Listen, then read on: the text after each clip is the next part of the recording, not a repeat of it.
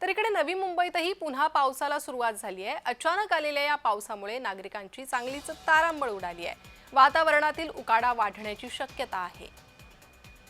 नवी मुंबईत पावसाने हजेरी लावलेली आहे। अचानक आलेल्या पावसामुळे नागरिकांची तारांबळ उडालेली आहे। अधिक माहिती घेणार आहोत आमच्या प्रतिनिधी कविता लोखंडे यांच्याकडून।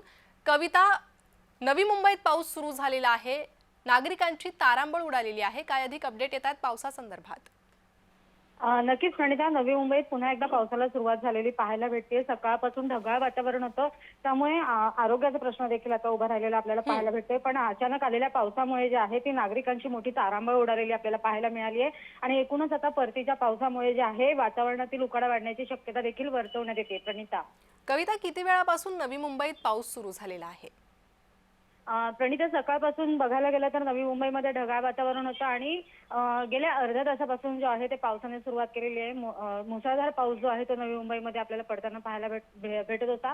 परंतु सध्या परिस्थिती जर बघायला गेली तर पावसाने 5 मिनिटापूर्वीपासून जी आहे ती उसंत घेतलेली आपल्याला पाहायला भेटते। प्रणिता, कविता, धन्यवाद या सविस्तर माहितीसाठी।